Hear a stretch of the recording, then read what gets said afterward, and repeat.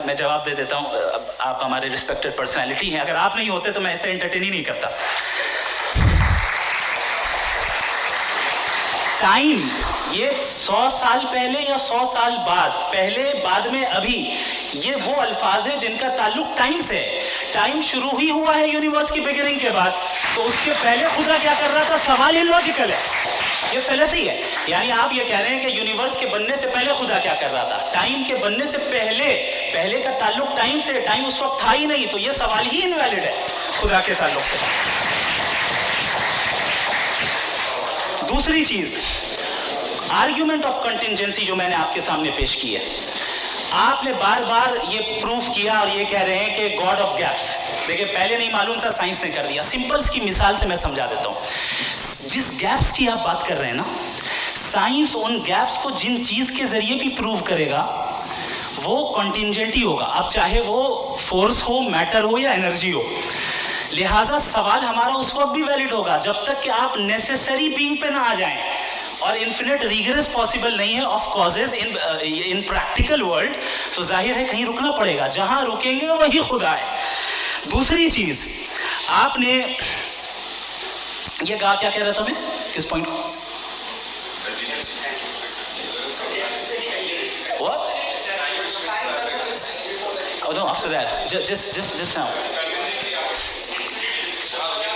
हाँ, जहां रुकेंगे वही खुदा है। बहरहाल, तो टाइम का जिक्र हो गया, गॉड ऑफ गैप, सॉरी, या इसकी एक मिसाल आप ले लें।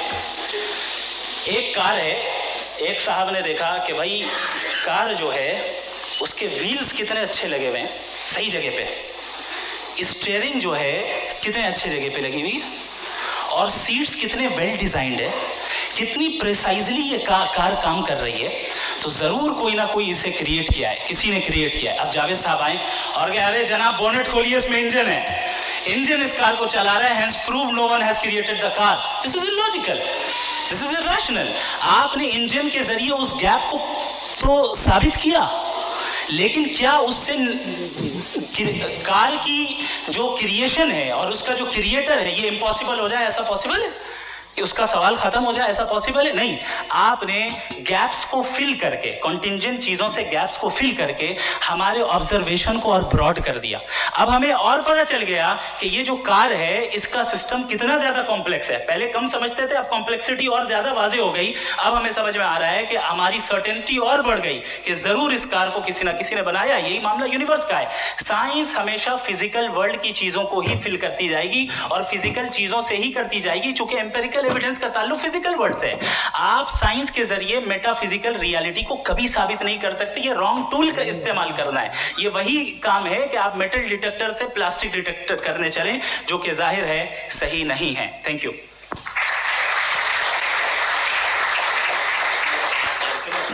जी, ये आर्ग्यूमेंट का राउंड 2 है। 7 मिनट है। पहले तो मैं आपसे अर्ज करूं कि आपने कहा कि जब कायनात ही नहीं थी तो वक्त भी नहीं था, कुछ भी नहीं था। कैसे नहीं था? खुदा था, एक एग्जिस्टेंस तो था ना खुदा का। तो जब खुदा था तो वक्त भी होगा। ऐसा नहीं कि कुछ भी नहीं था, खुदा था। अच्छा, बाकी एक आपने कहा साहब आप साबित कीजिए, आपके पास भी लॉजिक है, मेरे पास भी लॉजिक है। आपका, मेरा जिम्मेदारी नहीं है साबित करना कि खुदा है। बर्टन रसल ने बड़ी अच्छी बात कही। बर्टन रसल ने बड़ी अच्छी बात कही। मैं आपसे अगर ये दावा करूं कि एक चाय की केतली मरीख के चारों तरफ घूम रही है, मार्स के चारों तरफ, तो ये आपका काम नहीं है कि आप साबित करें कि कोई चाय की केतली नहीं है। ये मेरा काम है, मैंने दावा किया है। ये दावा तो मजहबी लोग करते हैं कि खुदा है। मैं क्यों साबित करूं कि नहीं है? जब तक आप मुझे कन्विंस नहीं कर दें, मैं नहीं मानूंगा। आपकी जिम्मेदारी है, मेरी जिम्मेदारी नहीं है। दोयम ये कि ये जो आप कह रहे हैं, जो गैप्स हैं, ये गैप जब जब किसी मजहब को चैलेंज करते हैं, जब ऐसा कोई बात आती है तो हंगामा हो जाता है कि जब वो चैलेंज करें किसी फेथ को। ये तमाम साइंस जो है, इसे मुख्तलिफ जगहों पे मुख्तलिफ वक्तों में मजहब ने रोकने की कोशिश की है। ये किताब है religion and science, Burton Russell की, पढ़िएगा, अच्छी लगेगी आपको। तारीख ही है साइंस, मजहब की साइंस से उसका यही रिश्ता है। अच्छा, अब ये हम सोचें कि बहरहाल ये वजूद जो है मजहब और ये बिलीव इन गॉड इंसान को बेहतर बना देता है, तो एक काम कीजिए, हिंदुस्तान वर्ल्ड का नक्शा लीजिए और मार्क कीजिए कि रिलीजन कहाँ कहाँ ज़्यादा है, कहाँ कहाँ, चाहे वो लैटिन अमेरिका हो या मिडल ईस्ट हो या फार ईस्ट हो या हिंदुस्तान के वो इलाके जहाँ मजहबियत रख दीजिए नक्शा अलग। अब दूसरा नक्शा कि कहाँ कहाँ नाइंसाफ़ी, रिप्रेशन, औरतों के हुकूक की पामाली, जुल्म, डिक्टेटरशिप कहाँ है, नक्शा एक ही होगा। तो आप मुझे ये बताएं कि जो इसका तरकीब इस्तेमाल क्या है, खुदा का तरकीब इस्तेमाल तो बताइए। आप छोटी सी दवा सड़क पे बेचते हैं उसकी भी तरकीब इस्तेमाल बताते हैं, इसके इस्तेमाल से तो फायदे नहीं हुआ किसी को। जो सारे के सारे खराब मुल्क है, खराब समाज है, वो सारे जुल्म खुदा के नाम पे करते हैं। वो गलत करते हैं, सही करते हैं, मुझे क्या लेना देना उससे। इस्तेमाल से मालूम होता ना। एक विस्की की बोतल कभी शायद देखी हो आपने, लाल रंग की होती है, उसमें रोशनी और छपड़ा इंतहाई खूबसूरत लगती है, क्या बिगाड़ रही है किसी का, उसका इस्तेमाल गलत है, इसलिए आप उसे नापसंद करते हैं। इसका इस्तेमाल गलत है, इस तसव्वुर का इस्तेमाल ही गलत है और हमेशा से गलत हुआ है। आप देख लीजिए, इंसानी तारीख देख लीजिए, आज देख लीजिए, हिंदुस्तान देखिए, दुनिया देख लीजिए क्या हो रहा है। इसे कैसे इस्तेमाल कर रहे हैं फेथ वाले लोग, क्या फेयर हैं, जस्ट हैं, जो अपने खुदाओं पे यकीन रखते हैं, वो किस तरह के लोग हैं? वो लोगों को इंसाफ देते हैं, वो बेहतर इंसान बने। तो इस दवा का फ़ायदा क्या है? चलो बहुत फ़ायदा हो रहा तो मैं इस्तेमाल कर लूँगा, मैं मुझे तो इस दवा का कोई फ़ायदा दिखता ही नहीं। मुझे तो ऐसा लगता, मैं एक और बात बताऊं, अगर कोई आदमी मजहबी है और अच्छा आदमी है तो मैं उसकी बहुत इज्जत करता हूँ, इसलिए कि मेरा ख्याल है मजहबी आदमी का अच्छा होना मुझसे अच्छा होने से ज़्यादा मुश्किल है। भाई हर चीज़ की एक लिमिट है, आप इतना भाग सकते इतना नहीं भाग सकते, इतना वजन उठा सकते इतना नहीं उठा सकते, इतना दूर देख सकते इतना दूर नहीं देख सकते। उसी तरह कॉमन सेंस कहता है कि आप में नेकी का भी एक कोटा होगा। अब आप अगर सुबह जाते हैं अपनी इबादत गाह और इबादत करते हैं तो बाहर निकलते हैं तो आप तो यही महसूस करते हैं कि आपने एक बहुत अच्छा काम किया, आपकी नेकी का एक बहुत बड़ा कोटा खर्च हो गया जिससे किसी का कोई फायदा नहीं हो। मैं तो नहीं जाता हूँ तो मुझे तो किसी को खाना खिलाना पड़ेगा, किसी बेवा की मदद करनी पड़ेगी, मैं अपना कोटा कैसे कंज्यूम करूँ? आप अपना कोटा सारे मजहबी लोग इंतहाई यूजलेस कामों में यूज करते हैं, उसके बाद भी अगर आप में बच्ची थोड़ी सी शराफत तो भाई वाह क्या बात है।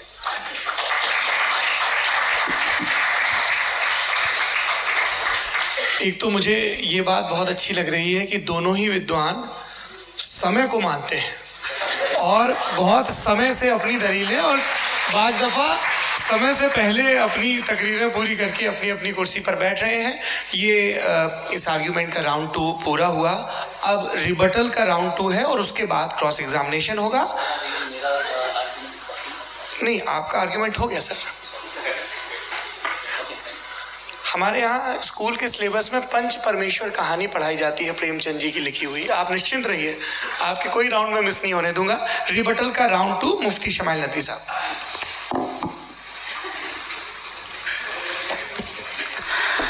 असल में जो हकीकी प्रॉब्लम है, असल प्रॉब्लम है वो ये है कि जावेद साहब के पास कॉन्सेप्ट ऑफ गॉड क्लियर नहीं है। इन्होंने कहा कि कायनात से पहले खुदा तो था, तब भी तो टाइम होगा। ये खुद टाइम कायनात का हिस्सा है। हम खुदा उस खुदा को मानते हैं नेसेसरी बीइंग का टाइमलेस होना ज़रूरी है, क्योंकि वो टाइम का क्रिएटर है। जब उसने टाइम को क्रिएट किया तो वो खुद टाइम पे कैसे होगा? उसने जब स्पेस को क्रिएट किया तो खुद स्पेस में कैसे होगा? अगर वो टाइम एंड स्पेस को पहले से ही उसका पाबंद है तो फिर किस चीज़ को उसने क्रिएट किया? लिहाजा ये सवाल गलत है कि खुदा था तो टाइम होगा। बिल्कुल नहीं, टाइम के पाबंद हम हैं, खुदा नहीं है। हम फिजिकल वर्ल्ड से ताल्लुक़ रखते हैं, वो मेटाफिजिकल रियलिटी है। दूसरी चीज़ इन्होंने मिसाल दी कि चाय की केतली हवा में घूम रही होगी, और पता नहीं शायद वो बर्टन रसेल का उन्होंने हवाला दिया। बहरहाल यही प्रॉब्लम है। प्रॉब्लम यही है कि हम चीज़ों के दरमियान डिफ्रेंशिएट नहीं कर पाते हैं। ये जो आपने मिसाल दी ये इमेजिनेशन है, और मैं जो साबित कर रहा हूँ वो लॉजिकल नेसेसिटी है। आप इमेजिन करने हैं तो कुछ भी करें, जुपिटर में पिंक एलिफेंट होगा, यूनिकॉर्न होगा, करें, उससे कायनात पे क्या फर्क पड़ता है? उससे आप लॉजिकल नेसेसिटी साबित नहीं कर सकते। मैं तो उस प्राइम कॉज की बात कर रहा हूं, उस नेसेसरी बीइंग की बात कर रहा हूं जिसके बगैर इस कायनात का एग्जिस्टेंस मुमकिन नहीं है। दूसरी चीज, मजहब को साइंस चैलेंज करती है वगैरह वगैरह, ये हमारा टॉपिक ही नहीं है। मैं इस पे बात करूंगा तो फिर मेरा वक्त चला जाएगा। मजहब के ऊपर चूंकि हमारी डिस्कशन नहीं है, साइंस को मजहब और बिलखुसूस में और हमारा वर्ल्ड व्यू कम से कम साइंस को पीछे नहीं करता है, साइंटिज्म की मजम्मत करता है। इसकी वजाहत मैंने पहले कर दी।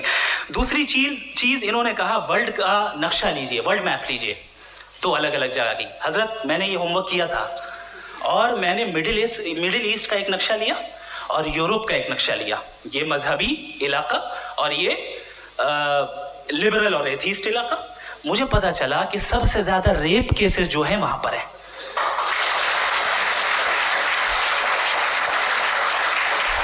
मुझे ये पता चला यूएन की रिपोर्ट के मुताबिक, मैं अपने घर से नहीं लेके आ रहा, कि जो वर्किंग वुमेन है यूरोपियन कंट्रीज में, उसमें 81% वुमेन सेक्सुअल हैरेसमेंट का वर्क में जो इस्तेमाल हो रहा है। ये मिडिल ईस्ट में नहीं हो रहा है, वो मजहबी लोग हैं इसलिए नहीं हो रहा है। दूसरी चीज, आपने ये कहा कि मजहबी आदमी का अच्छा होना हमारे अच्छे होने से बहुत मुश्किल है, बहुत मुश्किल है। तो इसका मतलब यह है कि गॉड के अलावा आपके पास अच्छे और बुरे का कोई स्टैंडर्ड है। मैं चाहूंगा कि कन्वर्सेशनल स्टाइल वाली डिस्कशन और सेगमेंट पे इसी पे बात कर लेते हैं। Thank you very much.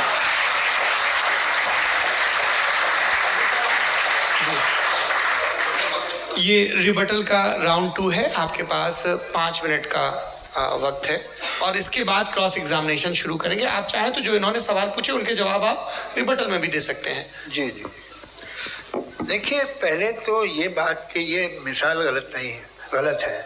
इन्होंने पहले ही हमको डिसार्म कर दिया। पहले अकल से मामला सॉल्व नहीं हो सकता, लॉजिक से आप पहुंच नहीं सकते। ये एक मेटाफिजिकल चीज़ है। मेटाफिजिकल अजीब सा लफ्ज़ है, ठीक से किसी को माने नहीं मालूम इसके, तो ऐसा लगता है कुछ बड़ी चीज़ है। अरे भाई क्या होता है मेटाफिजिकल, बताओ, खड़ी हो। ये एक लफ्ज़ है जो कहीं भी इस्तेमाल हो जाता है। जब आप एक बात कर रहे हैं और आप मुझसे बहस कर रहे हैं तो मुझे मेटाफिजिकल मत बताइए, आप लॉजिकली मुझे प्रूफ किए। और अगर लॉजिकली आप नहीं बात करते सब ये मेटाफिजिकल है, तो फिर हम आप बात क्या कर रहे हैं? मेरा आपका किस ज़बान में कॉन्वर्सेशन होगा? और ये कहना कि वक्त पहले नहीं था, तो फिर क्यों कहते हैं ये हमेशा से और हमेशा रहेगा?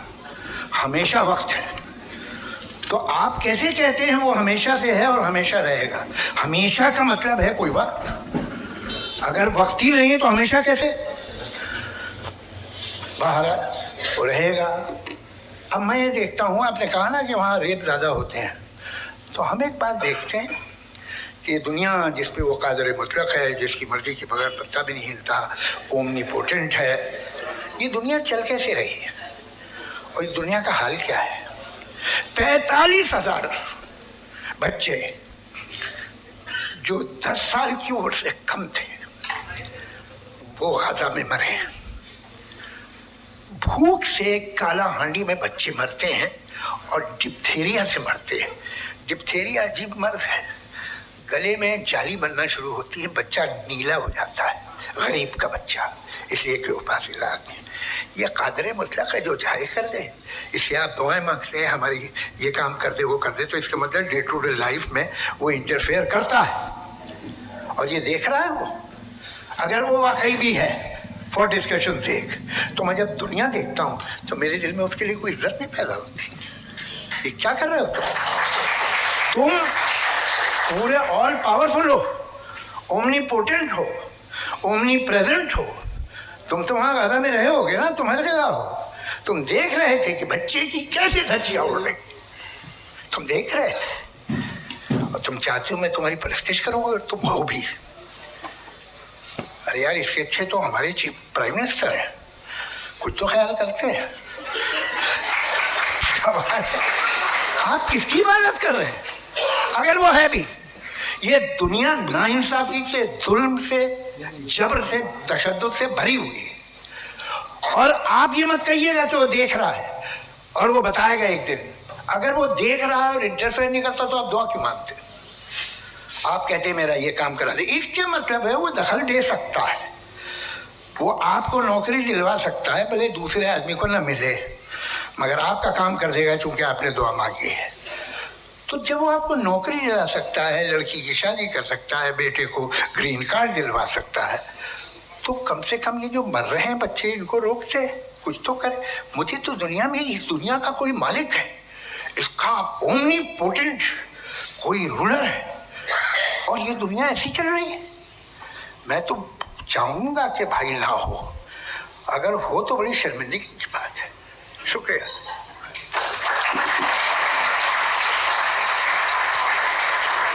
देवियों और सज्जनों, इस बहस के 2 राउंड और 2 रिबटल पूरे हो चुके हैं। अब सबसे ज़रूरी और सबसे मुश्किल राउंड शुरू हो रहा है, क्रॉस एग्जामिनेशन का। अब इन विद्वानों की सज्जनता की एक परख भी होगी और वक्त हमने 16 मिनट का तय किया है। पहला सवाल आप पूछना चाहेंगे? जी बिल्कुल। आप माइक ले लीजिएगा हाथ में, ये नीचे से होना चाहिए। जी मैं बोलता हूँ, ये डायस हटा सकते हैं क्या हम थोड़ा क्विकली? डायस पीछे कर दीजिए बस थोड़ा सा, है, ताकि ये जो दाएं बाएं लोग बैठे हैं, इसे हटा दीजिए, वरना वहाँ तो जाने वाले नहीं। आराम से दोनों तरफ से हटा दीजिए।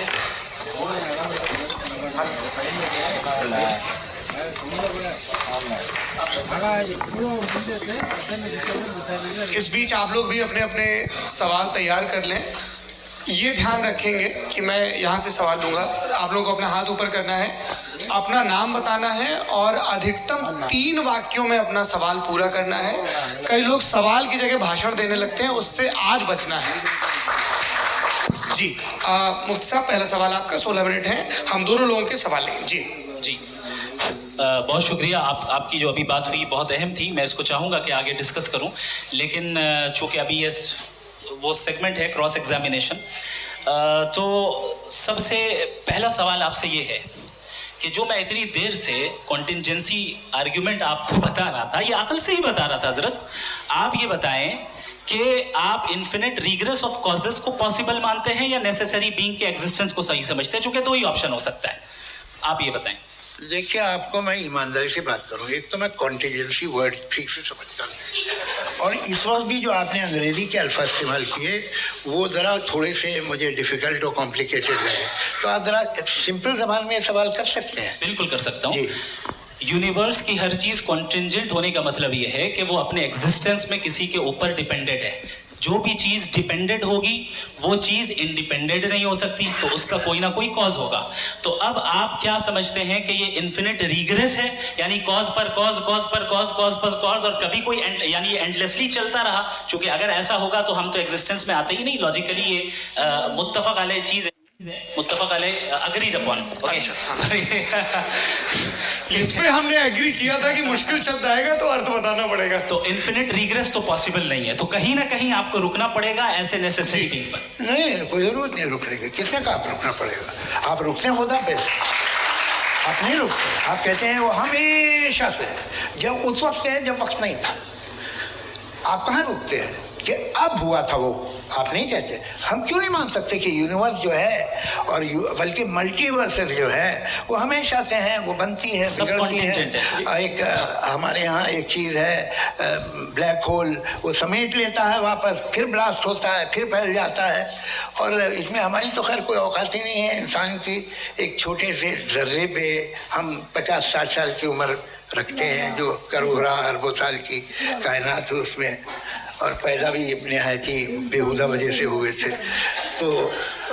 तो इसमें ये सोचना कि इसकी वजूहात और ये क्यों है, ये डिपेंडेंट है, ये हम देख रहे हैं, क्या मालूम। आप सोचिए कि ये जो फैल रही है कायनात, ये कहाँ फैल रही है, ये कहाँ जा रही है, और ये फैल क्यों रही है? अरे बना लीजिए तुमने, रुको, यहाँ काफ़ी है। ये फैल क्यों रही है? ये और कौन सी कायनात जिसे मैं दूरबीन से देखता हूं तो 2 बिलियन लाइट ईयर पे है, उससे मेरा कोई वास्ता ही नहीं है। 2 बिलियन ईयर यानी अगर मैं 80,000 माइल्स पर सेकंड से चलूं तो 20 करोड़ साल में वहां पहुंच जाऊंगा। इसकी जरूरत क्या थी? ये दुनिया, ये कायनात तो इंसान अशरफुल मखलूकात के लिए बनाई गई ना। तो ये सब ये टर्म समझ में नहीं आया। इसमें कोई खास समझने वाली बात थी भी नहीं। ये जो अल्टीमेट कहा यह जाता है कि ये जो पूरी यूनिवर्स है, ये जो दुनिया है, ये इंसान के लिए बनाई गई। अच्छा, ये सब इंसान के लिए। क्यों साहब, सही है ना? बिल्कुल, लेकिन इसका ये मतलब नहीं कि किसी चीज के पीछे रीजन आपको नहीं पता तो रीजन नहीं है, इसे कहते हैं नहीं, मुझे नहीं पता, लेकिन मेरी जिम्मेदारी नहीं है। वो बिल्कुल सही कहा था उसने, बर्टन रसल ने। आपने उसे मजाक में टाल दिया कि भाई आप एक दावा कर रहे हैं, मैं क्यों कहूं कि ये गलत है दावा? आप प्रूफ कीजिए, मेरे पे जिम्मेदारी ही नहीं है, मैंने थोड़ी कहा है। आप प्रूफ कीजिए कि ये सही है। आप आर्ग्यूमेंट ऑफ कंटिजेंसी का जवाब कोई ही नहीं दे सवाल रहे हैं। पूछना चाहेंगे? आप सवाल पूछना चाहेंगे मुफ्ती साहब से? क्योंकि ये क्रॉस एग्जामिनेशन का दौर है। आप जैसे पहले बोल रहे थे फेथ को लेके कुछ। मैं ये पूछना चाहूँगा कि खुदा ने जो भी रेवलेशन किए हैं, एक मज़हब के नहीं, बहुत से मज़हबों में किए हैं। अलग अलग रेवलेशन है, कहीं कुछ एक बातें हैं, कॉन्ट्रडिक्शन भी है आपस में। कहीं कुछ आप कर सकते हैं, कहीं कुछ नहीं कर सकते। ऐसा नहीं है कि सबकी कोड ऑफ मॉरल एक है। तो ये किस्सा क्या है? अब आप ये देखिए कि मुझे कभी कभी लगता है कि जो फुटबॉल फाइनल होता है, लाखों लोग होते हैं, फिर वो टीवी कवर कर रही करोड़ों लोग, अगर उसमें खुदा की एक बूमिंग आवाज़ आ जाती, मैं गॉड हूँ, तो सारे लोग अभी सुन लेते और टीवी पे भी सुन लेते, किस्सा खत्म होता। ये इतनी राजदारी क्या है कि तुम सामने कुछ तो सबूत दे दो हमें सॉलिड। ये कह साहब ये यूनिवर्स कैसे बने, इससे मसला क्या हल होगा? मैं पूछूंगा आपसे खुदा कैसे बना? क्यों नहीं पूछूंगा कैसे बना? बल्कि वो तो कायनात से कहीं ज़्यादा इंटेलिजेंट है, कायनात से कहीं ज़्यादा कॉम्प्लेक्स। जी वो हमेशा से। अरे आप कहेंगे मैं मान लूँगा। अच्छा, दोयम वो कादिर मुतलक, यानी कादिर मुतलक का मतलब ओमनीपोटेंट, जो चाहे कर सकता है। आपको नौकरी दिलवा सकता है, आपकी अच्छी जगह शादी करवा सकता है, आपके पड़ोसी का मुकदमा हरवा सकता है, आपको जिता सकता है, सब काम करता है। थोड़ा सा माइक क्लोज जी। वो इस दुनिया को चला कैसे रहा है? ये दुनिया कैसे चल रही है? आपको इस पे हैरत नहीं होती? या क़यामत के बाद कभी एक जस्टिस होगा, जब ये बच्चा मर चुका होगा, जिसकी धज्जियाँ उड़ गई बम से, इसको इंसाफ मिलेगा सब। अच्छा, अब जवाब दूं? हाँ दीजिए। मैं वही इसीलिए आप की तरफ आता हूं। सबसे पहले आपने रेवलेशन और स्क्रिप्चर्स की बात की, इस पे मैं बात कर सकता हूँ, लेकिन आज नहीं करूंगा चूंकि वक्त कम है। कभी और इस पे डिस्कस करेंगे, मैं तैयार हूँ उस पे भी बात करने के लिए। ये अभी से राउंड 2 की भूमिका तय हो रही है। Does God exist round 2? चूंकि आज गॉड के एग्जिस्टेंस पे बात है, तो मैं उसी के रिलेटेड जो है आपके सवालात को एंटरटेन भी करूंगा और मैं भी पूछूंगा। आपने कहा कि आपने साबित ही नहीं किया, जबकि आर्ग्यूमेंट ऑफ कॉन्टिजेंसी बुनियादी आर्ग्यूमेंट है। आप मुझे कॉन्टिजेंसी का मतलब बताइए, आपका मतलब क्या कॉन्टिजेंसी? कॉन्टिजेंसी का मतलब यह हुआ कि हर वो वजूद जो किसी भी चीज का पाबंद है, हर वो वजूद या हर वो चीज जो अपने एग्जिस्टेंस में किसी भी चीज के पाबंद है और उससे बाउंड है, उसको उसकी जरूरत है, उस पर डिपेंड करती है, तो जाहिर सी बात है कि उसका कोई ना कोई कॉज होता है। ये तो अक्ल की बात है। ये आप रीजनिंग की बात करते हैं, मैं वही कर रहा हूं। दूसरी चीज, आपने ये बात कही कि इतने बिलियन लाइट ईयर्स दूर है, उसका मेरा क्या लेना देना। फिर मेरे ख्याल से आपको ये नहीं कहना चाहिए I think therefore I am an atheist. आपको सोचना चाहिए, सिर्फ आप एक लिमिटेड दायरे में रहकर नहीं सोचें, बल्कि बाहर निकल कर सोचें। आपने तीसरा सवाल किया, आपने 2-3 सवाल एक साथ। ऐसी बातें ना कीजिए कुत्तों को। जी, आपने प्रॉब्लम ऑफ इविल के ताल्लुक से सवाल किया और बार बार आप एक लफ्ज रिपीट कर रहे हैं कि ओमनीपोटेंट गॉड है, ऑल पावरफुल गॉड है। यही तो दरअसल समझना है कि गॉड का कॉन्सेप्ट क्या है। प्रॉब्लम ऑफ इविल जो है, प्रॉब्लम ऑफ इविल दर हकीकत 2 असम्पशंस पर कायम है। अगर आप इन 2 असम्पशंस को समझ जाएं तो ये प्रॉब्लम नहीं रहेगी, आर्ग्यूमेंट आपको समझ में आ जाएगी कि ये कोलैप्स कर जाता है। पॉइंट नंबर 1, यानी जो आपका सबसे पहला फॉल्स असम्पशन है कि गॉड मर्सीफुल है, ओमनीपोटेंट है, दुनिया में जुल्म हो रहा है। लेकिन आपको ये समझना चाहिए कि हमारे वर्ल्ड व्यू के मुताबिक गॉड सिर्फ ओमनीपोटेंट और सिर्फ मर्सीफुल नहीं है, बल्कि वो ऑल वाइज भी है और वो ऑल नोइंग भी है। उसके हर काम के पीछे हिकमत और विजडम है। ये कोई जरूरी नहीं है कि वो हिकमत और विजडम आपको समझ में आए या मुझे समझ में आए। अगर आप जो समझ रहे हैं उसके मुताबिक आप फैसला कर रहे हैं, ये लिमिटेड पर्सपेक्टिव से आर्ग्यूमेंट है। और इस चीज को हम अपनी दुनिया में, अपने लाइफ में, डेली लाइफ में इस प्रिंसिपल को एक्सेप्ट करते हैं। हम जब किसी डॉक्टर के पास जाते हैं, डॉक्टर के पास जाकर वो अगर उसने हमें कोई दवाई दी है तो हम ये तो नहीं कहते कि जब तक आपके पास जितना नॉलेज और जितना विजडम नहीं है, आपने क्यों ये दवाई दी है, तब तक हम इस चीज को एक्सेप्ट नहीं करेंगे। नहीं कहते, हम उसकी अथॉरिटी को तस्लीम करते हैं। क्यों? क्योंकि उसकी हम जानते हैं कि वो नॉलेजेबल है, वो विजडम वाला है, हमसे ज्यादा नॉलेज और हमसे ज्यादा विजडम है। डॉक्टर में और खुदा में बड़ा डिफरेंस है। डॉक्टर पढ़ा लिखा होता है, एक तो मैं उसकी बात सुनूंगा। ये कुछ जवाब तो ये भी नहीं है सर। प्लीज, अगर सब ऑडियंस से बोलने लगेंगे तो फिर मतलब नहीं। मतलब आप ये कहें कि चूंकि आप डॉक्टर पे बिलीव करते हैं इसलिए खुदा पे बिलीव किए, क्या ये मिसाल आपको समझाने के लिए आर्गुमेंट है, इस पे आपको इतराज नहीं है। तो सिंपल बात ये है कि मैं अगर ये यकीन कर लूँ कि एक ओमनीपोटेंट उसकी मसलहत है, ये जो बच्चे मर रहे हैं ये मसलहत है उसकी, मुझे नहीं चाहिए इसकी मसलहत। उसकी मसलहत नहीं, यही तो समझना है, मतलब एक्सपीरियंस। अच्छा, इस आपने अभी मेरी बात पूरी सुनी नहीं। मैंने कहा आपका पूरा आर्ग्यूमेंट दो फॉल्स असम्पशंस पर है। एक फॉल्स असम्पशन मैंने बता दिया, दूसरा फॉल्स असम्पशन ये है कि इस दुनिया में इविल के होने का कोई गुड रीजन नहीं है, जबकि हमारे पास बाज रीजंस मौजूद हैं, हमारे पास बाज वजूहात मौजूद हैं। अगर इस दुनिया में इविल ना हो तो आप गुड को डिफाइन कैसे करेंगे? अगर जुल्म ना हो आप इंसाफ को समझेंगे कैसे? अगर तारीकी ना हो तो आप लाइट को समझेंगे कैसे?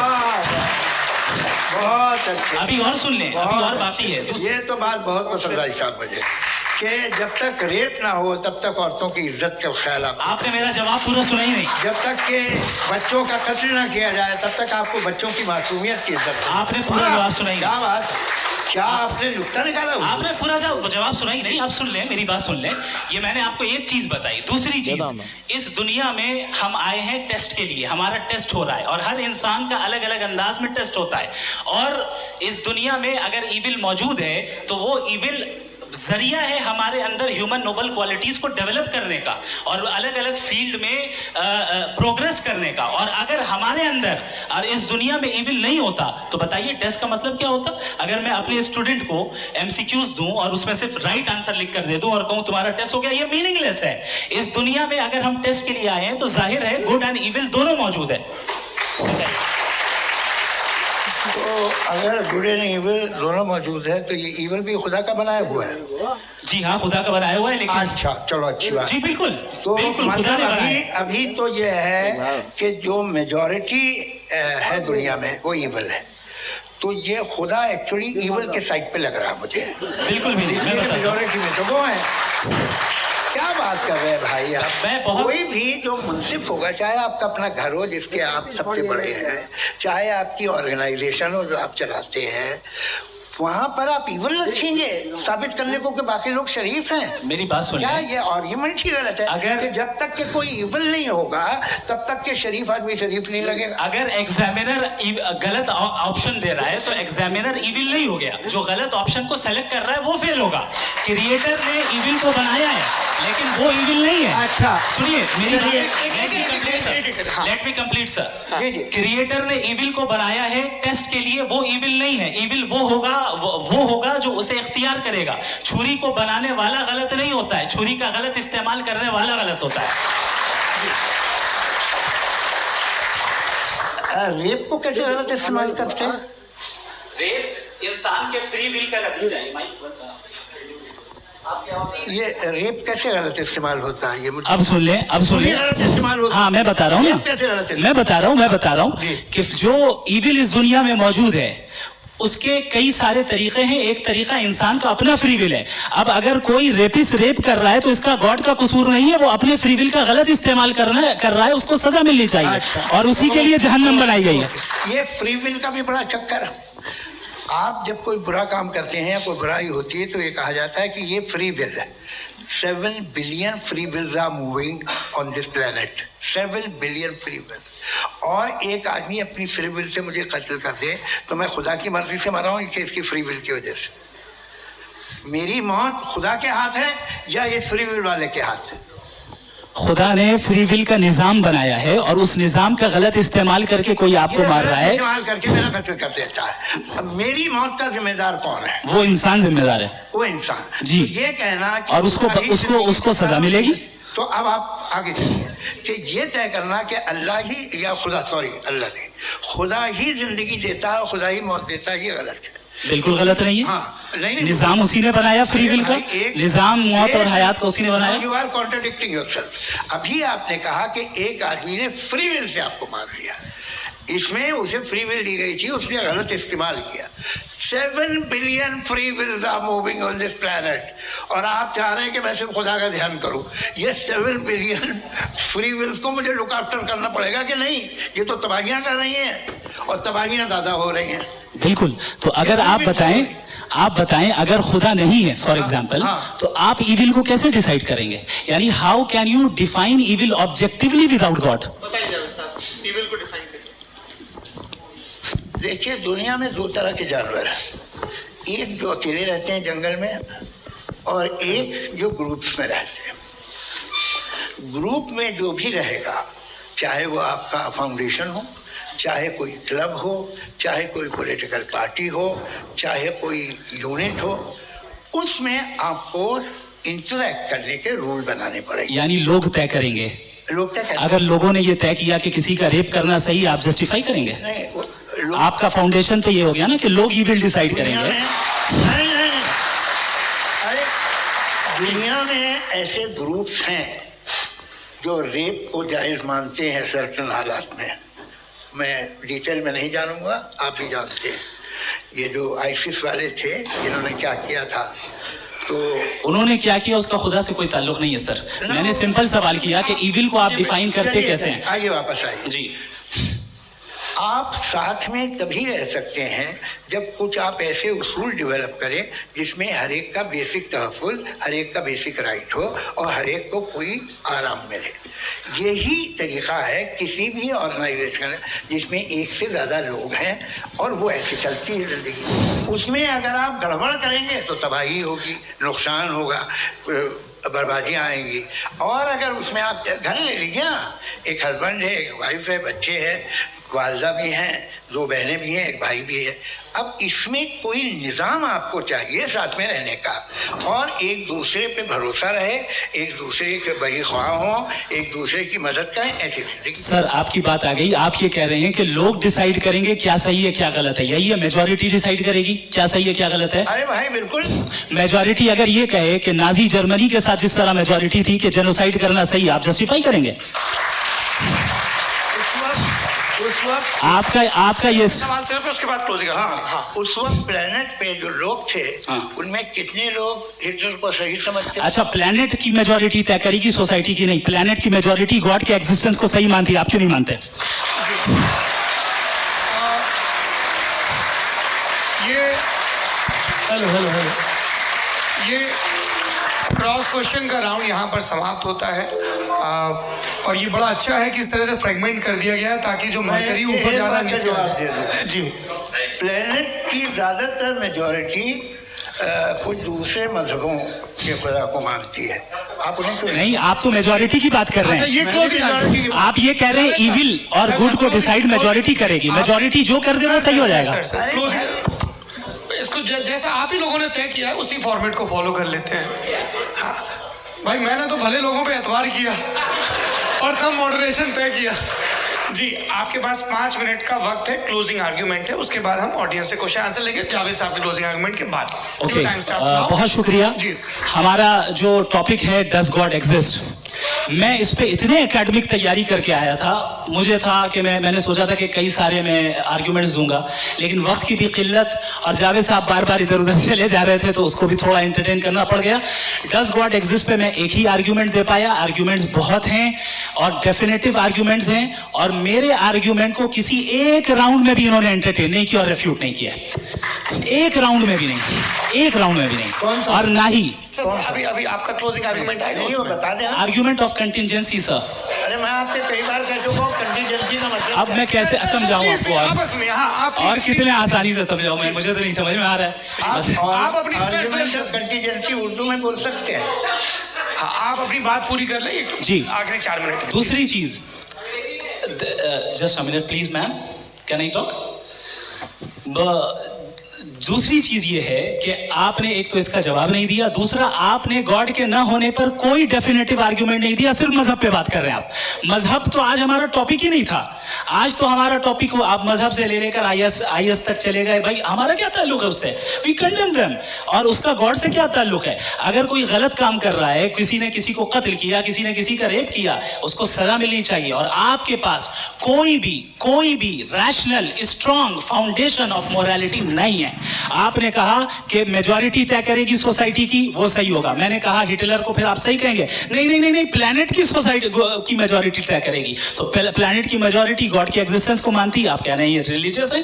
तो यानी आपके पास कोई स्ट्रॉन्ग फाउंडेशन नहीं है ऑब्जेक्टिव मोरालिटी का। ऑब्जेक्टिव मोरालिटी का अगर कोई फाउंडेशन है तो वो सिर्फ गॉड है, गॉड है, गॉड है। थैंक यू जी। ये मुफ्ती शमाइल नदवी साहब का क्लोजिंग आर्ग्यूमेंट था। अब हमारे पास जी, मैं कॉम्प्लीमेंट दें जी ये बड़ा अच्छा है कि दोनों लोगों को मॉडरेटर से शिकायत भी और बोल रहे भाई हमारी शाबाशी भी तो करते चलो।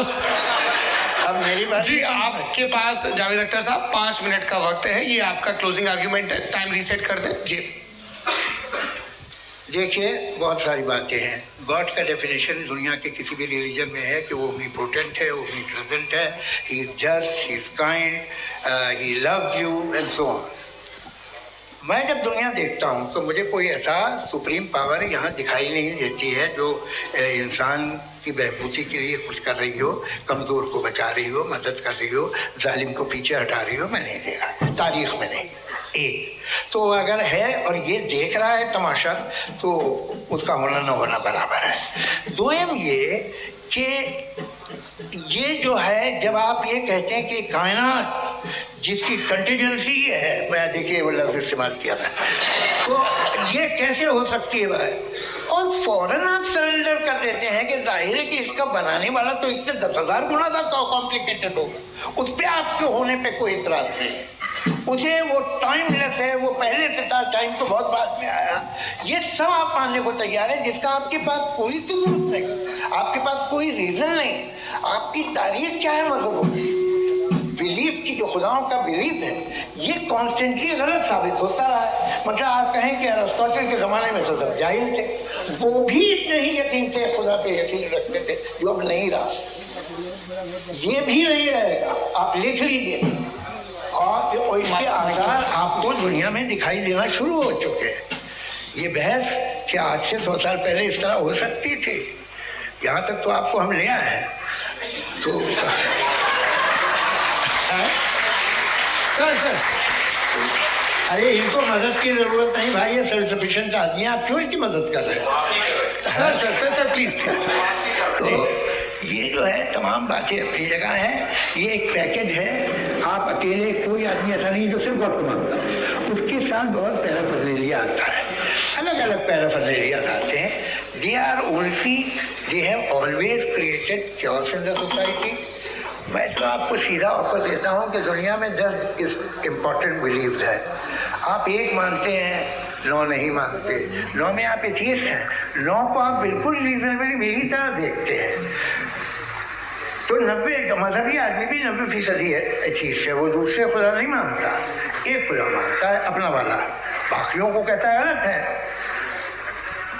अगर आप मानना ही बंद कर दे तो आपका 10% चांस है कि आप सही हैं और 90% चांस है कि आप गलत हैं। मेरा मशवरा है आप मानना छोड़ दिए तो 50% चांस होगा कि आप सही हैं और 50% चांस होगा, 40% आप गेन करेंगे बाय बिकमिंग एन एथियस्ट।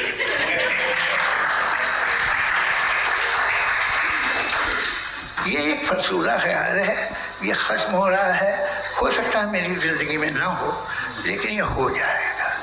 जो बातें इनको आप मेटाफिजिकल, ये वो ऐसे रिस्पेक्टेबल टर्म दे दिए, ये तो उन लोगों के हैं जिन्हें ना फिजिक्स मालूम थी ना मेटा मालूम था, ये उन्होंने आपको दिए।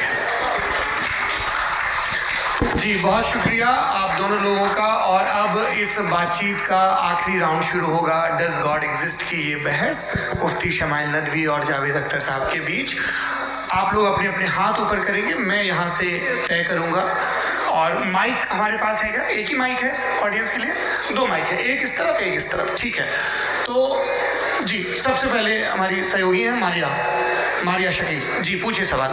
थोड़ा सा रुकेंगे ताकि कैमरे का फ्रेम आप पर आ जाए, आपकी तो प्रैक्टिस है टीवी की। जी नदवी साहब, मैं खुदा को मानती हूँ, पहले मैं इसी प्रमाइस से शुरू कर रही हूँ और ये बता रही हूँ आपको, मैं मानती हूँ। लेकिन कुछ सवाल हैं जो जावेद साहब ने उठाया, उसका जवाब आपको देना चाहिए। पहला सवाल ये कि गज़ा में सालों से छोटे बच्चे मर रहे हैं, वो उनको अगर खुदा मर्सीफुल है, हम मानते हैं कि अल्लाह ताला में बहुत ताकत है, तो वो बच्चे क्यों मर रहे हैं? दूसरी बात ये कि अगर कंटिजेंसी की जो आप बात करते हैं, पूरे मुस्लिम ममालिक मिल करके भी उन गज़ा के बच्चों को क्यों नहीं बचा पा रहे हैं? क्योंकि अगर वो चाहते, क्योंकि अल्लाह ताला उन पर हुकूमत करते हैं, सब पर हुकूमत करते हैं, तो वो उनको क्यों नहीं बचाते? जी थैंक यू वेरी मच। बहुत अच्छा किया आपने इस चीज़ को जिक्र कर दिया, मैं इसको और अच्छे से एक्सप्लेन करने की कोशिश करता हूँ। देखें, जहाँ तक आपने कहा कि गज़ा के बच्चों को मारा जा रहा है, देखें 2 वर्ल्ड व्यू है, एक एथीस्टिक वर्ल्ड व्यू, एक थीस्टिक वर्ल्ड व्यू है। बच्चे मर रहे हैं दोनों वर्ल्ड व्यू में, लेकिन हमारा वर्ल्ड व्यू कह रहा है कि रिकॉम्पेंस है, ये कह रहे हैं कि उनका मरना बेकार जाने वाला है, कोई उसका रिकॉम्पेंस नहीं है, चूंकि इनके यहाँ आखिरत और अल्लाह का कोई तसव्वुर या गॉड का कोई तसव्वुर नहीं है। आपने ये सवाल किया कि गॉड मर्सीफुल है, क्यों नहीं रोकता? ये मैंने बताया कि ये मिसकंसेप्शन है लोगों के दरमियान कि गॉड को सिर्फ मर्सीफुल और ओमनीपोटेंट समझते हैं। गॉड के सिर्फ यही 2 एट्रीब्यूट्स नहीं हैं, गॉड के कई सारे एट्रीब्यूट्स हैं, उनमें से अल हकीम भी है, उनमें से ऑल वाइज भी है, ऑल नोइंग भी है। लिहाजा अगर इस दुनिया में किसी को तकलीफ आ रही है और गॉड उसको नहीं रोक रहा है, वो इसलिए नहीं रोक रहा है चूंकि इंसानों को फ्री विल दिया गया है। ठीक इसी तरीके से अगर एक डॉक्टर किसी छोटे बच्चे को इंजेक्शन लगा रहा है, उसे तकलीफ पहुंच रही है, उसके लिमिटेड पर्सपेक्टिव के एतबार से ये गलत हो रहा है। हेलो, पास सिर्फ एक पिक्सल है, हमें इतना नजर आ रहा है कि गजा में कत्ल हो रहा है, लेकिन इसके पीछे कितना रिकॉम्पेंस उनको मिलने वाला है, पूरा पिक्चर गॉड के पास है। तो एक पिक्सल से आप पूरे पिक्चर को कभी भी जज नहीं कर सकते। आप इसमें कुछ जोड़ना चाहेंगे? आपको कुछ बोलना है इसमें? भैया आपने बहुत अच्छा जस्टिफिकेशन दिया। या आप वो जो वहाँ के प्राइम मिनिस्टर इजराइल के, उन्हें भेजिए, वो बहुत खुश होंगे। आप जस्टिफिकेशन दे देना कि अगर गॉड नहीं है तो बच्चे क्यों मर रहे हैं, आप बताएं। वो ये सवाल पूछ रहे हैं कि अगर आप ईश्वर का अस्तित्व नहीं मानते हैं तो उन बच्चों की मौत को आप कैसे इंटरप्रेट करते हैं? भाई ये दुनिया जो है, जो ताकतवर लोग होते हैं वो एक नाइंसाफी करते हैं। तो ये अच्छा काम है, आपके नजदीक तो नेचर नाइंसाफी पे मबनी है। अरे मेरे भाई, आप नेचर की कहाँ बात कर रहे हैं, तो इंसान की बात कर रहे हैं। तो फिर जब मैं इंसान की बात कर रहा था, आप नेचर की बात करने लग गए। एग्जामिनेशन दी, हाँ। अब आप मुझे बोलने नहीं देंगे तो अलग बात है, आप बोलिए, मैं मुझे नहीं, ये क्रॉस एग्जामिनेशन तो लेने दीजिए। जी बोलिए, क्या बात ये है कि ह्यूमन सोसाइटी तभी साथ में रह सकती है जब वो मोहब्बत से, एकता से, एक दूसरे के एहतराम करके रहे। इसके अलावा पॉसिबल नहीं है, अकेले तो इंसान रह नहीं सकता। वहाँ पर कुछ लोग हैं जो फाउल करते हैं, वो फाउल हमेशा से तारीख में होता आया है। आज ये हो रहा है, जो हो रहा है बहुत बुरा हो रहा है, बहुत जालिमाना है, बहुत जाबराना है। उसको आप कहें कि ये बच्चों को कॉम्पनसेशन मिल जाएगा या इसकी इंजेक्शन है, इंजेक्शन तो हेल्थ के लिए दिया जाता है। आप ये कह रहे हैं कि ये बच्चों की जो धज्जियाँ उड़ रही हैं ये इंजेक्शन है, ये टेस्ट है और उस टेस्ट में उनको ऐसा रिकॉम्पेंस मिलेगा जो आपके तसव्वुर के बाहर है। ये आप 3 बरस के बच्चे को बारूद से उड़ा के टेस्ट ले रहे हैं? वाह, वो नहीं ले रहा है, खुदा नहीं उड़ा रहा है, इजराइल उड़ा रहा है जी। ये तो उसको कंडेम करें। अगला सवाल लेते हैं प्रोफेसर पुरुषोत्तम अग्रवाल। मुफ्ती साहब, एक निवेदन आपसे है कि कम से कम थोड़ा सा माइक क्लोज, रिलीजियस और फिलोसफिकल मैं प्लीज। एक रिलीजियस और फिलोसफिकल ट्रेडिशन है जो ब्रह्मांड को यानी यूनिवर्स को ही अंतिम मानती है। सर्वम खलु इदम ब्रह्मम, this is Chandogya Upanishad and it completely rules out the existence और नेसेसिटी, आपके शब्दों में necessity of a creator, the creation itself is the creator. तो एक मिनट प्लीज। दूसरा जो सवाल आपने अभी, जो आप बार बार कह रहे हैं कि भगवान विद्वान भी है, वाइज, सब जानने वाला, तो अगर विजडम में दुनिया भर के पापों और अत्याचारों को बर्दाश्त करना शामिल है, तो फिर इसका मतलब ये हुआ कि अगर मैं फ्री विल से उसको अपोज करता हूं तो ईश्वर की विजडम और मेरी फ्री विल में कॉन्ट्राडिक्शन है। Because when I am opposing whatever is happening in Gaza, then I am opposing the God's will or God's wisdom। जवाब लेते हैं तो गॉड की विजडम में, एक मिनट सर प्लीज सर, ये एक जुमला, गॉड की विजडम है कि गाजा में जो कुछ हो रहा है वो हो रहा है, मैं उसका अपोज कर रहा हूं, तो मैं गॉड की विजडम के खिलाफ जा रहा हूं। एक सवाल। दूसरा ये, नहीं आपने दो ऑलरेडी, सर आप और सवाल कर लें, लेकिन मुझे दो जवाब दे। पहले आपने ये कहा, सुनिए मेरी बात सुनिए। इजराइल के वर्ड के मुताबिक तुम्हारा ठीक हो रहा है ना? नहीं हो रहा है, सीख नहीं हो रहा है, मैं बता रहा हूँ क्या हो रहा है। आप तशरीफ रखिए, मैं बता रहा हूँ क्या हो रहा है। Let me complete please. एक सेकंड, ये देखिए ऐसा है कि ये सब बड़ा आपस में विचार विमर्श के बाद ये तय हुआ था कि कुछ नियम बना लिए जाएं ताकि एक टाइम बाउंड बातचीत चले। और भाई साहब, आप बड़ा जरूरी काम कर रहे हैं, लेकिन कैमरे के फ्रेम में आके उस काम को गड़बड़ कर दे रहे हैं। ठीक है गुरु, अब मेरे को कहीं का गुस्सा कहीं निकालना था, सॉरी। नहीं, कोई गुस्सा नहीं है जी। तो प्रोफेसर के जवाब दें, और थोड़ा ये सब लोग थोड़ा ख्याल रखें भाई, सवाल संक्षिप्त रखें जी। आपने दो सवाल किए। सबसे पहला ये कहा कि हमारे पास ये कॉन्सेप्ट है कि यूनिवर्स खुद नेसेसरी बीइंग है, creation itself is the creator.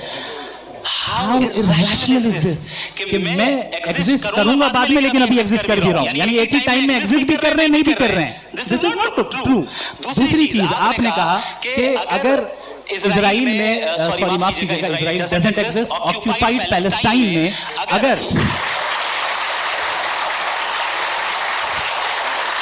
अगर ऑक्यूपाइड पैलेस्टाइन में बच्चों को मारा जा रहा है फ्री विल की वजह से और गॉड नहीं रोक रहा, ये कॉन्ट्रडिक्शन है। ये बताइए कि एक एग्जाम में एक बच्चा गलत आंसर लिख रहा है, सुनिए, एग्जामिनर चाहे तो रोक सकता है, क्यों नहीं रोक रहा है?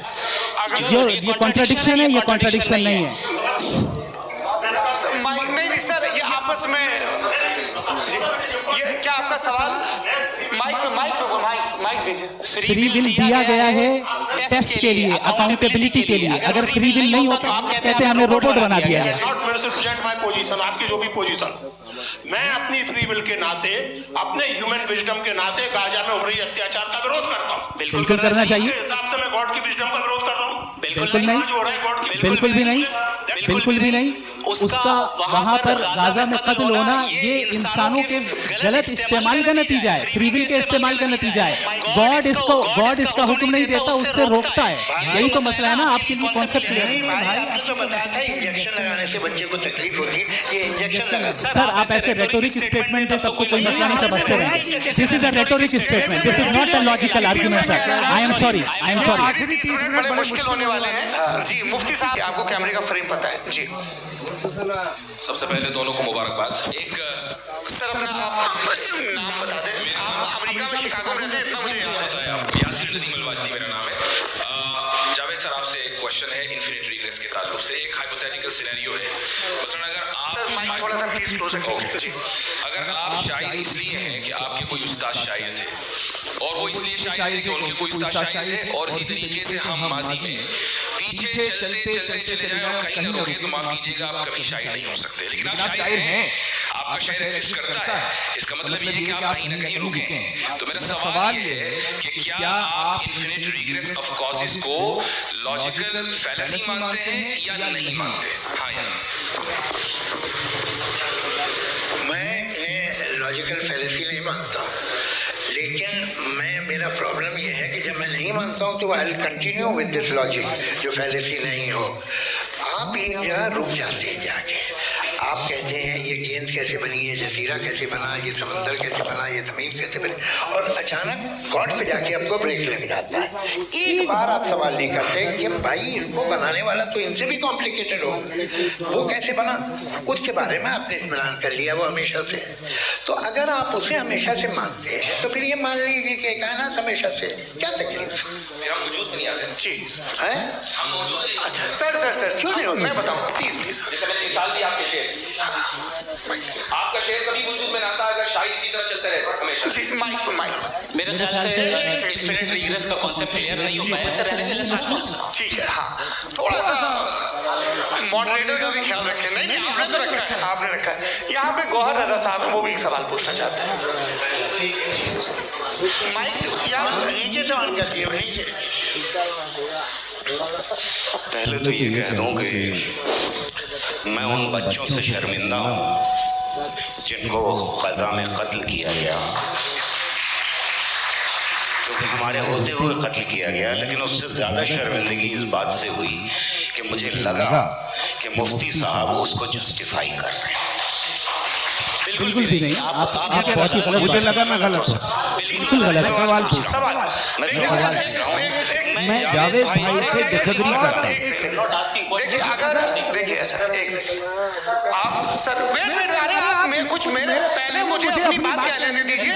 अगर ऑडियंस तय करेगी तो फिर मॉडरेटर का मतलब नहीं। मेरा आप सबसे ये कहना है, ये बहस दो लोगों के बीच में है, एक तरफ मुफ्ती साहब, एक तरफ जावेद साहब। पिछले 1.5 घंटे से ये लोग अपने अपने तर्क रख रहे हैं। आपकी इनसे इत्तेफाकी हो सकती है, ना इत्तेफाकी हो सकती है। मेरे उस्ताद मुझे सिखा गए हैं कि मुखामुखम में असहमति की गुंजाइश बची रहनी चाहिए।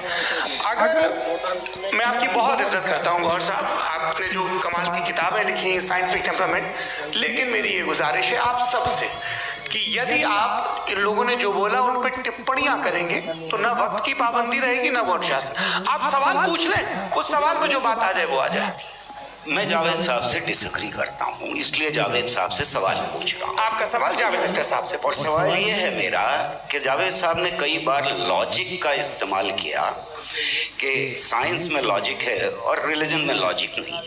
मेरा ख्याल ये है कि रिलीजन में भी लॉजिक है, लेकिन उस लॉजिक की बेसिस ये है कि आप रुक जाते हैं, जिसका जिक्र जावेद साहब ने बार बार किया, यानी खुदा के तसव्वुर पे आते हुए, गॉड के तसव्वुर पे आते हुए रुक जाते हैं। और इसमें सवाल पूछना मतलब फॉरबिडन होता है। सवाल ये है कि क्या जावेद साहब इससे एग्री करते हैं कि साइंस की लॉजिक अलग है और रिलीजन की लॉजिक अलग है? बताइए सर। देखिए 3 चीज़ें हैं, साइंस है, एक है मंतिक है, इस्तिदलाल है, और एक जो है कुछ भी नहीं है, फेथ है, अकीदा है। मैं अकीदे की लॉजिक का कायल नहीं हूँ। मुझे आप इस्तिदलाल से, लॉजिक से, रीज़न से समझाइए, मैं मानने को तैयार हूँ, मेरा क्या नुकसान होगा। लेकिन ये कि अकीदे पे मैं नहीं जा सकता हूँ। अकीदे का मतलब है कि तुम ये मान लो, सवाल ना करो, ये नहीं। आप सारी बातें करके, बड़ी साइंटिफिक बातें करके एक जगह जाके खुदा के हुदूद पे रुक जाते, सरेंडर कर देते। मैं सरेंडर करने को तैयार नहीं। That's all। जी ये आगे सर बैठे हुए हैं, इनको माइक दीजिए। भाई वो आप पूछना चाह रहे थे ना? हाँ नहीं मैं थैंक यू जी। आपका नाम? आसिम इफ्तिखार। आसिम जी पूछिए। सर जावेद सर से सवाल है कि आपने अपने क्लोजिंग माइक थोड़ा करीब अपने क्लोजिंग स्टेटमेंट में ये बात कही थी कि मज़हब का जो फ्यूचर है वो ज़्यादा दिन नहीं जाने वाला है। लेकिन मैं देख पा रहा हूँ कि जो ऑक्सफोर्ड यूनिवर्सिटी की एक स्टडी है 2011 में हुई है, जिसके 50 एकेडमिशियंस ने इसको अंजाम दिया था, उसमें वो ये कहते हैं कि जो फेथ इन गॉड है वो इनबिल्ट है ह्यूमन नेचर के अंदर, जिसको हम कहते हैं फितरत के अंदर शामिल है वो। और वो ये कहते हैं कि अगर कोई ये समझता है कि मज़हब को वो ख़त्म कर देगा तो ये उसकी गलत फहमी है। तो आप इसके बारे में, इस स्टडीज़ के बारे में क्या कहते हैं? ठीक है, मैं उनसे एग्री नहीं करता हूँ। वो कौन से प्रोफेसर होंगे? इनके पास डेटा है, इन्होंने डेटा के बीच होगा। डेटा क्या हो सकता है? फ्यूचर का डेटा तो नहीं हो सकता ना उनके पास, प्रेजेंट का डेटा हो सकता है। डेटा आपने सुना 100 साल पहले का बात का डेटा? मैंने तो नहीं सुना आज तक। तो आज उनकी ये राय है और हो भी रहा है, ठीक है। दुनिया में तरह तरह की राय है लोग, लेकिन मैं समझता हूँ कि वक्त के साथ इंसान ज़्यादा से ज़्यादा रीजनेबल और लॉजिकल होता जा रहा है। आज आप देखिए वेस्टर्न यूरोप में क्या परसेंटेज है नॉन बिलीवर्स की, बहुत हाई है। वहाँ चर्च खाली पड़े होते हैं। तो अल्टीमेटली तो इंसान कोई ऐसी बात बहुत अरसे तक नहीं मान सकेगा, चाहे गलत या सही, जो उसे, उसके दिमाग को, उसके जहन को, उसके लॉजिक को अपील न करे। वो कह रहे हैं तो ऑक्सफोर्ड के होंगे, तो कैम्ब्रिज के होंगे, तो मुझे क्या लेना देना। उनका डेटा मुस्तकबिल का नहीं हो सकता है। जी दीपक, हाँ पूछिए। मैं आऊँगा अभी पीछे की साइड पे आऊँगा, माइक वहीं भेजूंगा 2-3 साल के लिए। जी जावेद साहब आपसे सवाल है। नमस्ते। अरे भाई सर अगर आप ही लोगों को तय करना है तो फिर 200 लोग तय कर लेंगे। नहीं sir, please don't do this sir. Everybody has a right sir, but we can only take selected questions. Sir अरे यंग लोग भी हैं तो इनकी ये भाई आप यंग हैं कि नहीं है? वो कह रहे हैं वो भी यंग है साहब, आप उनकी नौजवानी पर दावा उनको ही करते थे। मुफ्ती साहब आप यंग, हाँ पूछे। अरे भैया मेरा सवाल ये है, इनसे भी तो पूछो। जी आपसे एक सवाल है। जैसे ईस्टों के पास अपने जो ईश्वर को मानते हैं उनके पास अपने सोशल गेट टुगेदर्स हैं, 5 रोजा क्रिसमस आने वाला है, होली है, दिवाली है, ईद है। एथिस्ट क्या ऑफर कर रहे हैं? मतलब मैं इनकी दुकान से बुरमा आना चाहता हूँ उस तरफ, पर मैं अट्रैक्ट नहीं हो पा रहा हूँ। सोशल गेट टुगेदर्स क्या है? वो ये कह रहे हैं कि जो धार्मिक लोग हैं, अलग अलग धर्म के लोग, उनके उत्सव त्योहार कॉम्बिनेशन बहुत हैं। अब आपको मैं एक सुनाता हूँ, यहाँ हिस्टोरियन भी बैठे हैं। प्रदुला जी आप बताइएगा सही है क्या? ये एक कॉन्स्टेंटाइन, एक ग्रीक रोमन बादशाह था जो क्रिश्चियनिटी आने के 400 साल बाद उसने डिसाइड किया कि मैं क्रिश्चियन हो जाऊंगा, मेरी पूरी स्टेट कैंसिल हो जाएगी। उस जमाने में ऐसे ही होता था, राजा जो धर्म इख्तियार करता था वो जनता भी कर लेती थी, इसलिए कि वो हो गया था बैंकक्रप्ट। और उसे जो मेडिटेरियन कोस्ट के रिच क्रिश्चियन वो थे मर्चेंट, तो उससे पैसा चाहिए था। तो उसने कहा यार क्रिश्चियन हो जाओ। तो उसने अपने वजीर से कहा कि भाई ये हिस्ट्री है कि अब हम लोग क्रिश्चियन हो जाते हैं। अरे सर हो जाएंगे, कोई प्रॉब्लम नहीं है, लेकिन एक प्रॉब्लम ये है कि 17 दिसंबर से 25 दिसंबर तक जो पेगन फेस्टिवल होता, जो पेगन थे वो लोग, जो फेस्टिवल होता है वो बंद हो जाएगा, इसलिए कि हम क्रिश्चियन हो गए तो होगा नहीं। तो वो बच्चों को बहुत बुरा लगेगा, पब्लिक को बहुत इंजॉय करते हैं, खासतौर से 25 को मेन डे। उसने कहा हाँ ये तो सही कह रहे हो, ये जीसस क्राइस्ट की पैदाइश कब थी? कहते साहब वो अप्रैल में थी। नहीं कट करो, वो 25 दिसंबर को है। ये हकीकत है जी। और 400 साल बाद क्रिश्चियनिटी के अप्रैल से दिसंबर ले आए, और इसलिए कि यहाँ पेगन फेस्टिवल होता था। अब मनाते हैं आप ये जो सारे फेस्टिवल हैं ये रिलीजन से, हर एक को एक इंटरटेनमेंट डिपार्टमेंट चाहिए होता है अपनी कंपनी चलाने के लिए। तो ये रिलीजन ने, ये सेकुलर त्योहार थे जिन्हें रिलीजन ने ले लिया है। ये मौसम के थे, फसलों के थे, किसानों के थे, उसको आपने लेके रिलीजियस रंग दे दिया। ये कोई रिलीजन से थोड़ी ना है। आप अच्छा हमें देखिए, हम तो मुल्क हैं, हम ईद मनाते हैं, हम दिवाली मनाते हैं, हम होली मनाते हैं, हम क्रिसमस मनाते हैं। बम्बई की फिल्म इंडस्ट्री की सबसे बड़ी होली हमारे घर में, सबसे बड़ी ईद हमारे घर में। वो हमारे सोशल वो है, हमारे हेरिटेज है। ऐसा थोड़ी है कि we will throw the baby along with the water. ये तो अच्छी चीज़ है, इन्हें रखो, जो बेकार है फेंक दो। जी हाँ हेलो जी, मेरा सवाल नादवी जी से है। जैसा कि आपने बोला कि गॉड टाइम के भी परे है और गॉड इतनी कॉम्प्लेक्स चीज़ है कि उसे ह्यूमन माइंड समझ नहीं सकता, और गॉड ने अर्थ पे फ्री विल भी दे दी है, तो आप अपना वक्त ज़ाया क्यों कर रहे हैं गॉड के बारे में बात करके? अपन को तो बात करनी चाहिए कि सोसाइटी को बेहतर कैसे करें। जी मैं गॉड वही बताता है सोसाइटी को कैसे बेहतर करें। अभी आपको जवाब देता हूँ। आपने कहा कि टाइम पे वो एग्जिस्ट नहीं करता, सो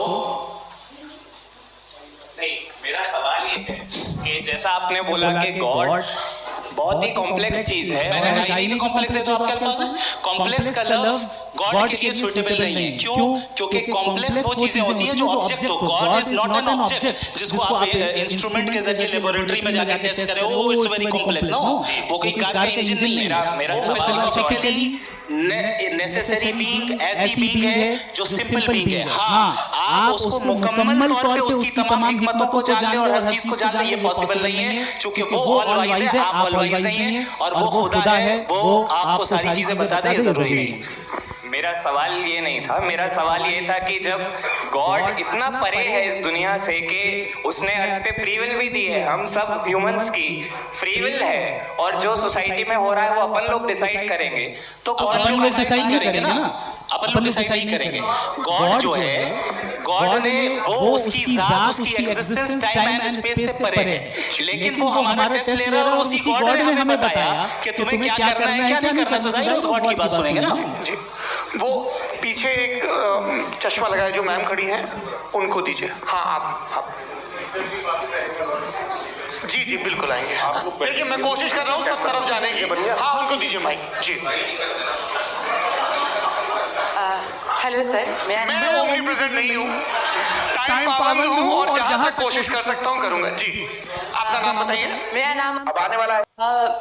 मेरा सवाल मुफ्ती जी से है कि इस हॉल के इस कमरे में बैठ के हम लोग रेप की मोरालिटी के बारे में फिलोसफिकली बात तो कर सकते हैं, बट असलियत ये है कि रोज़मर्रा की ज़िंदगी में औरतें रेप के थ्रू गुजरती हैं और हम लोग सिर्फ नंबर्स पे इस तरह नहीं देख सकते, क्योंकि कितनी औरतें हैं इन कंट्रीज़ में जहाँ पे आप बता रहे हैं कि केसेस कम हैं जिनका एक्सेस है कि वो जाके केस फाइल कर सकें। कितनी औरतें हैं जो जिनको काम करने की आज़ादी है उन कंट्रीज़ में। यूरोप में ये आज़ादी आ गई, यूरोप में ये रूल्स आ गए, तो हम आज उसके बारे में बात कर पा रहे हैं। जी जवाब। आपने ये कहा कि कमरे में बंद होकर हम लोग इस पर फिलोसफिकली बात कर सकते हैं, लेकिन हकीकत में क्या हो रहा है, वो ग्राउंड लेवल पे क्या हो रहा है जो बहुत गलत हो रहा है, और वो सफ़र कर रही हैं। आई एग्री, बहुत गलत हो रहा है, और जो गलत हो रहा है उसको हमें रोकना है। और क्यों रोकना है, वो गलत क्यों है, हमारे पास इसका ऑब्जेक्टिव फाउंडेशन है, इनके पास उसका ऑब्जेक्टिव फाउंडेशन नहीं है। मैं ये कहना चाह रहा हूँ कि जहाँ पे भी जुल्म हो रहा है, जहाँ पे भी औरत पे जुल्म हो रहा है, या उसकी इज्जत लूटी जा रही है, या उसे तकलीफ पहुँचाई जा रही है, और सिर्फ औरत नहीं, किसी इंसान के ऊपर भी जुल्म हो रहा है, तो उसके खिलाफ खड़ा होना, ये मॉरलिटी हमारे पास गॉड के पास से आई है। वरना जावेद साहब तो कह रहे हैं कि जो है मेजॉरिटी डिसाइड करेगी, तो मेजॉरिटी तो कभी भी बदल सकती है। क्या आप हाँ। ये थोड़ी सी आपको गलतफहमी है। मैं अगर मेरे जुमले से ये मदनस निकला या मैंने कहा तो ये जुमला मैं वापस लेता हूँ। ये मेरा मतलब ही नहीं था कि मेजॉरिटी डिसाइड करे। मेजॉरिटी डिसाइड करे तो दुनिया में बड़ी। वैसे आपने कहा था ये जुमला। अच्छा हो सकता है, मैं मान रहा हूँ, बाद में रिकैप कर लेंगे। अरे एक सेकंड मैं अपनी एक्सप्लेनेशन देता हूँ। मुनासिब बात यह है कि हम सब के सब दिल में जानते हैं कि क्या अच्छा है क्या बुरा है, हमें पता है अच्छी तरह से। जो लोग बुरे काम करते हैं उन्हें भी मालूम अच्छा क्या है। यही तो सवाल था हजरत कि फिर ये मोरालिटी आई कहाँ से? Cross examination. हाँ जी हाँ। मोरालिटी साथ रहने की डिजायर से आई है। यानी साथ रहकर जो कुछ कह दे, जो कुछ कर दे, वो हो जाएगा? नहीं तो आप कायदे से रही कर सकते हैं जब तक लोगों में मोरालिटी हो, वरना आप क्यास हो जाएगा। ये आपको कैसे पता? जी हमने देखा ना, जहाँ मोरालिटी का क्यास हो गया, हम देखते हैं। कहाँ पे देखते भाई? दुनिया में।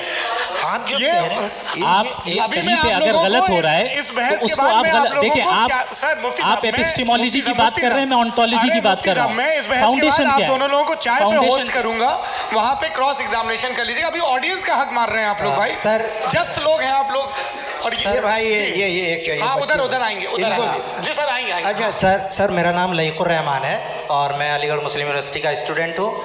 और जहाँ तक मुझे पता है कि sir you are also product of Aligarh Muslim University. मैं भी उसी चमन का बुलबुल। हाँ सर, तो बहुत खुशी हुई मुझे जान करके कि मैं आपसे मिलूँगा। सवाल सर मेरा सवाल ये है, सर सैयद अलैहिर्रहमा का नज़रिया ये था कि खुदा के वजूद को अक़ल के दायरे में रह कर के तलाश करना, न कि पूरी तौर से उसका इनकार कर देना।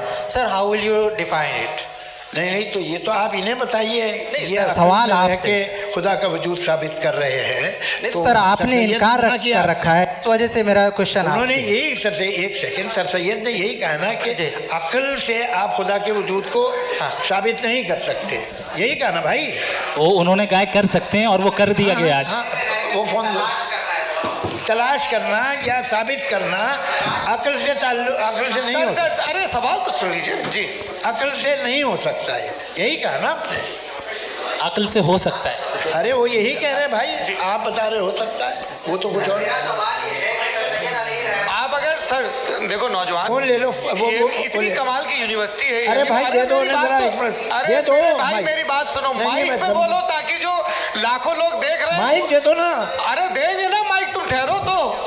हाँ सर मेरा सवाल ये था कि सर सैयद अलैहि रहमा का एक नज़रिया था अपना कि खुदा का जो वजूद है उसको अक़ल के दायरे में रह कर के तलाश करना है, न कि पूरे तौर से इनकार कर देना है। ये उनका कॉन्सेप्ट था।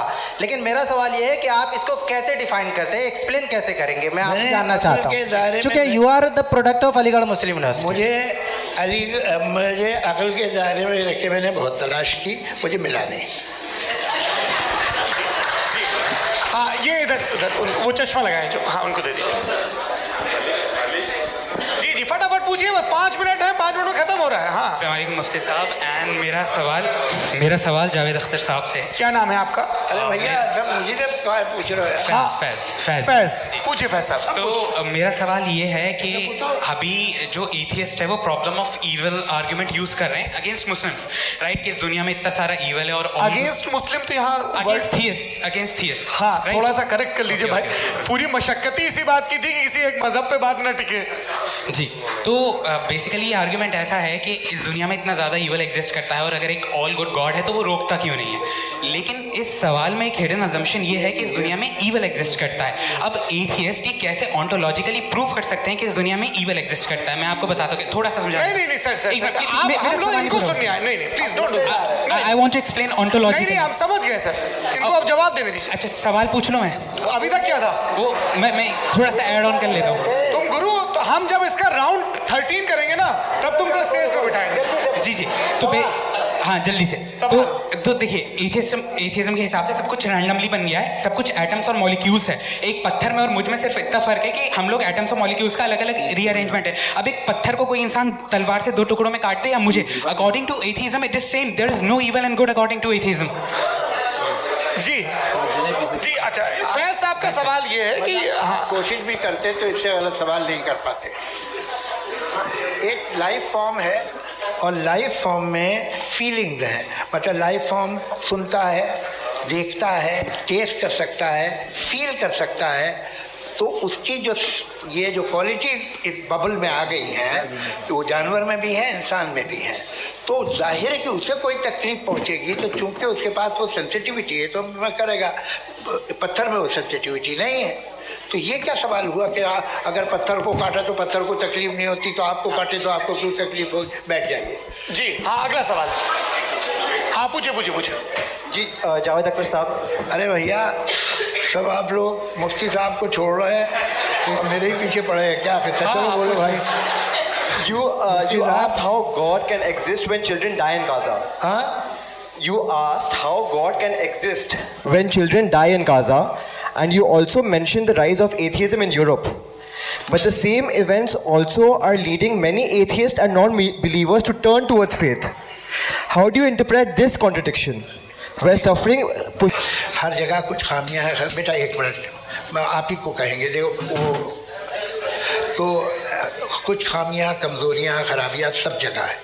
लेकिन अगर देखोगे ईमानदारी से कि दुनिया सबसे ज़्यादा महज़ब कहाँ है, एक आम शहरी को कहाँ हुकूक हासिल हैं, वो बोल सकता है, अपनी मर्ज़ी से काम कर सकता है, अपनी मर्ज़ी से राय दे सकता है, हुकूमत के ख़िलाफ़ बोल सकता है, बरसर इक़्तिदार लोगों के बारे में बोल सकता है, सरमायादारों के ख़िलाफ़ बोल सकता है। तो आपको ये स्कैंडिनेवियन कंट्रीज़ में मिलेगा, वेस्टर्न यूरोप में मिलेगा। मैं नहीं कह रहा वो परफेक्ट है, बिल्कुल नहीं, वहाँ बहुत ख़राबियाँ भी हैं, परफेक्ट तो कोई। लेकिन जिन मुल्कों में लैटिन अमेरिका देखो, गल्फ देखो, वहाँ पर आपको ये ज़रूर है कि रेप नहीं होते होंगे। रेप की ज़रूरत क्या है भाई? उसको तो ख़रीद लो, घर में रखो, सड़क पर रेप करने की क्या ज़रूरत है? मगर सुनिए, मगर हकीकत ये है कि वहाँ शख्सी आज़ादी राय देने की, बोलने की नहीं। जी, ये एक आखिरी सवाल मुफ्ती साहब से। हाँ मैम, इनको माइक दीजिए। शुक्रिया। मेरा नाम मनीषा है, मैं हरियाणा से आई हूँ। मैं मुफ्ती साहब से एक बात पूछना चाहती हूँ। आप बार बार जावेद साहब को कॉन्ट्राडिक्ट तो कर रहे हैं कि आपने ये कहा, लेकिन आप भी अजम्पशंस के बेसिस पे बात कर रहे हैं। आपने खुदा के होने का कौन सा प्रूफ पेश किया है, खुदा की एग्जिस्टेंस का? अब इस सवाल को अलग रहने दीजिए, कौन एथीस्ट है कौन नहीं है। और दूसरी बात जो आपने एक छोटी सी कही थी कि ये फ्री विल का इस्तेमाल करता है इंसान अपनी, लेकिन इस फ्री विल का इस्तेमाल में मतलब खुदा ने ये दे दी सबको ये इजाज़त कि वो कितना घिनौनापन और कितनी ज़्यादा ख़राब से ख़राब तरीके इस्तेमाल कर सकते हैं। जब आप सुनते हैं जी, आप फ्री विल को मानती है ना, ये अब कहती है कि फ्री विल नहीं है ना, मानती है ना? तो अब आपके पास इसका कोई एक्सप्लेनेशन नहीं है कि अगर एक इंसान उस फ्री विल का इस्तेमाल करके गलत काम कर रहा है और बच के अच्छी ज़िंदगी गुजार के निकल जा रहा है, उसका कोई रिकम्पेंस नहीं है। हमारे वर्ल्ड व्यू में जो इंसान गलत काम कर रहा है उसको भी रिकम्पेंस यानी उसका बुरा बदला मिलना है, और जो सही काम कर रहा है उसको सही बदला मिलना है। लिहाजा जो फ्री विल है वो इस तरीके से है कि एक लिमिटेड टाइम तक खुदा ने मोहलत दी है। ऐसा नहीं कि छूट दे दी, जो करना है करते रहो हमेशा। वक्त आएगा जब एग्ज़ाम का टाइम ख़त्म होगा तब रिजल्ट आएगा, दौराने एग्ज़ाम ज़बरदस्ती आपको नहीं बताया जाएगा। अरे भाई एक सेकंड जी, एक सवाल मुफ्ती साहब से मेरा, मुफ्ती साहब से एक सवाल, रुक जाइए, आपसे फोन इसके बाद आपसे मैं मुफ्ती साहब एक ही सवाल करता हूँ कि अगर जो हो रहा है फ्री विल से हो रहा है और एक दिन बरोज़ क़यामत इंसाफ होगा महशर में वगैरह वगैरह, तो दुआ क्यों मांगते हैं लोग?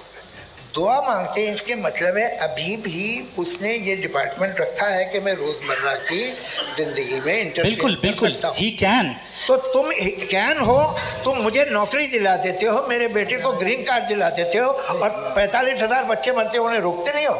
नहीं तो क्या आप ये कह रहे हैं कि इस दुनिया में जालिमों को कभी पकड़ ही नहीं होती है? अरे जो भी पकड़ होगी वो बच्चे रोते हैं। This is an emotional argument. ये छोटे इसके पीछे का रीजन मैंने बताया क्या? इसके पीछे का रीजन क्या है मैंने बताया।